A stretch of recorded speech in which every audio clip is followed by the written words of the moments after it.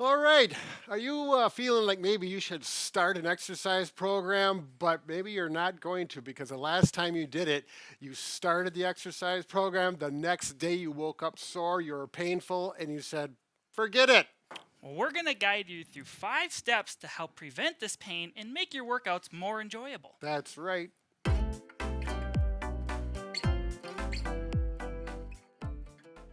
I really wanted to do this video as a result of a good friend of mine. He's 57 years old and he decided to start a program to get active, physical, and fit. Well, he went to a program that was in the morning before work.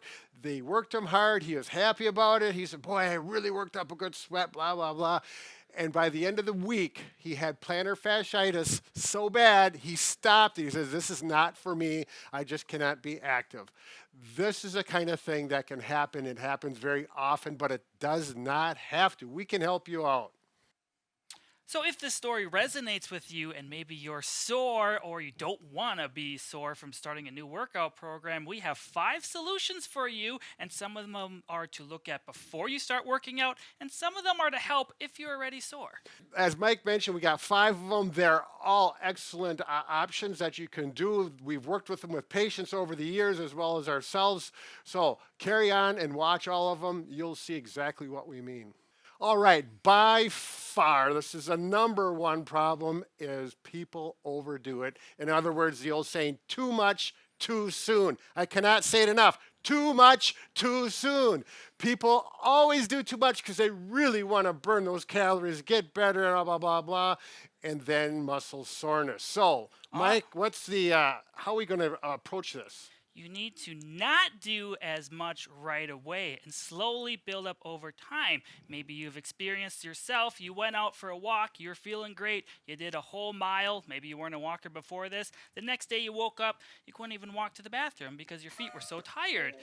You need to back off initially. It may feel good in the moment, but the next day you have to kind of foresight the consequences. So maybe if you've never walked before, do a quarter mile, then see how you feel the next day. If it went well, maybe the next day you do a half a mile or wait a day in between.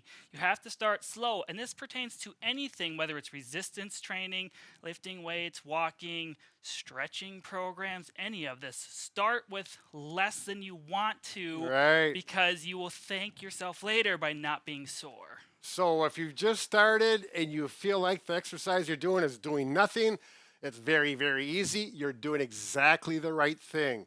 Do that for the first week, the second week, then you can progress. And by the time you're in a month, you're doing probably what you thought you should have been doing on the first day, but you have avoided the muscle soreness. Life is going good. So be really patient. Okay, the next thing is a warm up. You need to get things moving a little bit, particularly if you're doing it in the morning. Do not get out of bed and get to your exercises. Walk around a bit. This is very true once you get over 50 years old, as you know. So, what we're going to do is show a simple warm up. It only takes a minute or so. Just follow along. You can spend more time on this if you want. We'll start. Mike is going to do it in a seated position. If your exercises are done in a chair, if you're up moving, you'll want to stand up and do them as I'm doing. First thing we do is ankle pumps or just rock up and down on your toes and heels. So with me, I'm not having any resistance. I'm just lifting my legs up. You could do these in a chair. I'm just sitting here for convenience reasons. It's just a nice way to warm up those ankles and joint muscles down there before you start exercising. Next one is marching. Bring those knees up, get those hips moving and those knee joints moving. Again, you spend 10 to 30 seconds doing these. Will probably be adequate, particularly if you're doing something like walking. If your hips are painful, just go to the range of motion that doesn't hurt for you. You don't want to make any pain worse. Yeah, you can add circles in there like this. And then the next one. Is trunk rotation. So you're just going to turn side to side. Again, go which range of motion works for you. If you can go all the way, go all the way. If it's painful, stop where it's painful. That's right. Again, gentle rotation, gentle exercises. None of these should create pain. And then arm circles. You can do mini ones, you can do big ones. If you can't lift your arms up this high, it's okay to do them down low. You can also do swings. Just get those shoulder joints moving. We're kind of working from the feet all the way up to the head, if you've noticed. And then we're going to do neck rotation, right to left. And, we should have mentioned this earlier, Mike, but make sure you're breathing. Take some deep breaths with all of these so that you get those lungs expanded, ready for work. All right. And lastly, but not leastly, when you finish your exercise program, whatever it is, walking, biking, weightlifting, finish up with a cool down. You can do the exact same exercise program we just did. If you happen to be a runner or a jogger, then you should just walk for a while to cool down afterwards.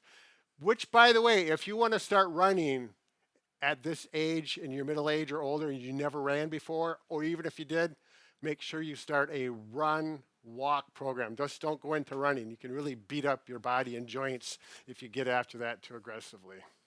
All right, the very next thing for number 3 is never exercise every day. When you first start, your body needs to recover after you exercise. Even though it's easy, we're not going too aggressive.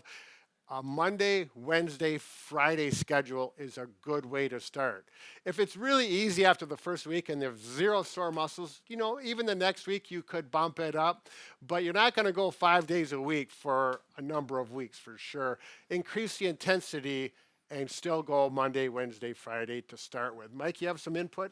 I would say that having that day off in between when you start allows your muscles to recover, and that's actually when your muscles repair and rebuild themselves, so that is optimal for taking days off in between. Now, if you want to start doing more days per week exercising, like Brad recommended, you would possibly say you did resistance training on Monday, maybe Tuesday go for a walk. You don't want to do the same exercise every day, you can alternate it. Right. And if you're not familiar with resistance training, that means either the bands or weights, anything like that. Even just squats is resistance training to a degree. So just so we're clear on that. Yes, and you should slowly progress up, like Brad mentioned. Start with maybe every other day for the first 2 weeks, and then progressively, slowly add more days, being consistent. You don't want to do too much too soon, be sore. That can lead to burning out and not wanting to work out. Right. So if it sounds like we're kicking a dead horse, we kind of are because it's an important point.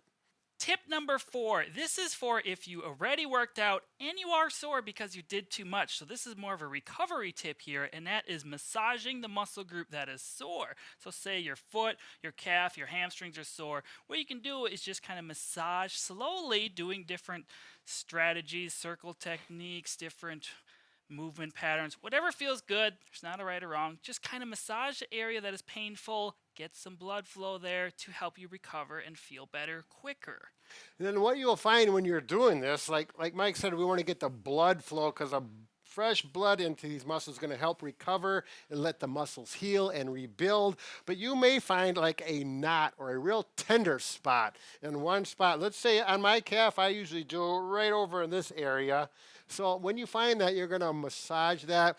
And it's going to be one of those things, don't get too aggressive. If it hurts, but it feels like it hurts so good, that's good. If you're on one spot for about 30 seconds and it starts to feel like it's going away or feels numb, that's a really good sign. That means you're getting that knot out of there. If it just starts to hurt more and more, it's not ready for it yet. Don't continue to massage it. Now, the other option to massage, because you will find that your fingers get sore and tired. If you happen to have a massage gun, we're going to show that in just a second. Okay, if you got a massage one, if you have a massage gun, the size of the gun and how aggressive it is something you want to take into consideration. This is a smaller gun. It reciprocates this way. I believe we have 10 millimeters of travel, which is a good mount for most people. We have the round head on here. There's an air head where it's squishy and soft on good guns. All of our guns have the air head. You'll want that, particularly at our age. You're going to get into that muscle. And if you go straight into that muscle, it's very aggressive. With the round head on it, you turn the gun 90 degrees, and it's not near as aggressive, but it's going to do a nice job. So use your judgment depending on how far you want to get in. Your massage gun will not wear out. It may run out of batteries after a while, but if you got a full charge, you'll get a number of days with it.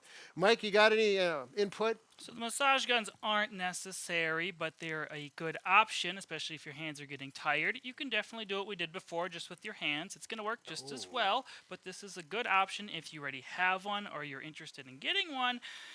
They definitely do the work for you. Right, so if you look at Mike's, his is a bigger one. probably never show them a profile of that. You're probably never going to need one bigger than that for sure, unless you're really a strong, muscular person.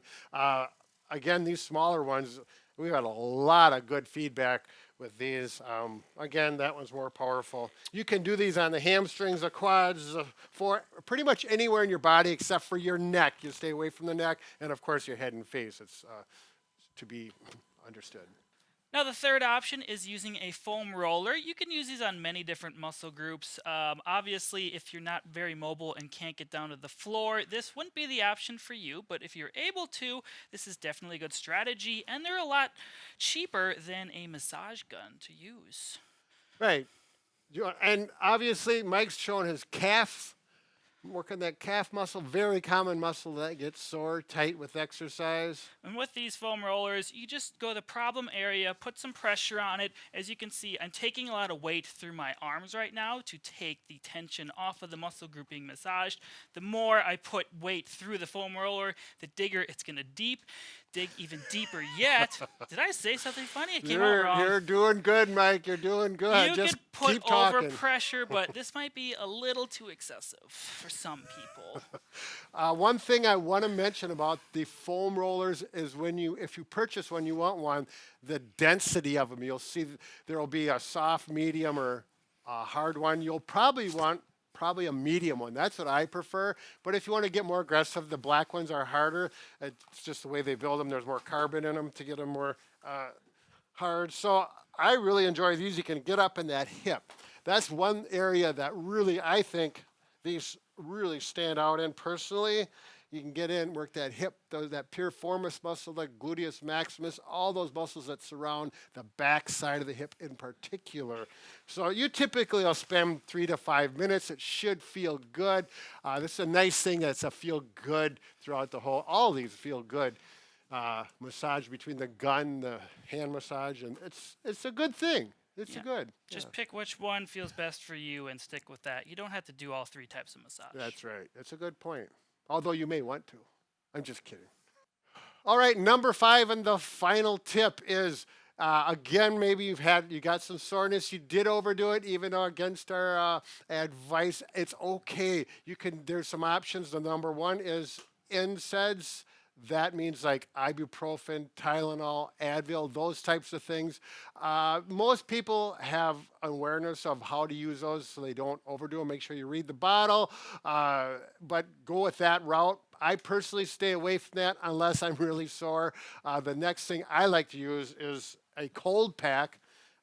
Make sure you have a cold pack that is soft when it comes out of the freezer. You can make your own cold pack. We have a video on how to make it with water and rubbing alcohol and 2 Ziploc bags. It's very easy and a very good option.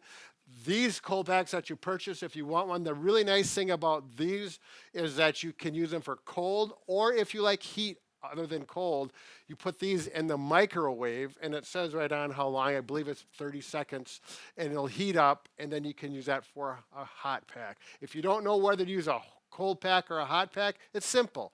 You try one, and then you try the other, and see how you respond best to it while it's on there as well as afterwards. Keep in mind, everyone is going to feel really good with a hot pack on a sore muscle. Not true with cold pack initially, but after that first little chilliness, then it feels good. If that's the case, then it's going to be for you. I like cold packs by far. Some people do like the hot packs. You can use them for 15 to 20 minutes. After that, they don't really have much effect, so it's best to take them off.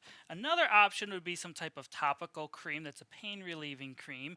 You can rub on the sore area. Now, make sure just to put it on the sore area. Don't get it all over your body because it'll give you a menthol tingling sensation. We have the Holy Cowabunga cream here. We'll link it down below if you want to use this. Other brands are fine as well, but it's just something to help you give temporary relief to those sore muscles. Right. When I use this type of thing, I actually put it on typically before I go to bed so I can get to sleep easier because I got sore muscles keeping me awake. Allows me to sleep better and through the night, and things are better in the morning. So, things are looking good for relief with these options. Mike, anything else? You got any other tricks up your sleeve? I do not, but do you want to talk about your bonus tip?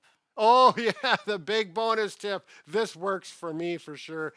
If you're starting a routine, get another friend or a buddy that is also starting an exercise routine, and then maybe meet with them once a week and trade stories on how things are going. If they've watched the same video, you can trade information back and forth. If you overdid it, you got sore muscle, and say, "Oh my goodness, yeah, I know what you mean. I did that too," and it makes life a lot more fun. Always more fun with more than one person. Now, I would say if you can't find a friend that's dedicated, follow along fitness videos are very helpful as well. I've done those in the past and still do them periodically. Oh, I don't know which camera to look at half the I know time. it's so confusing sometimes.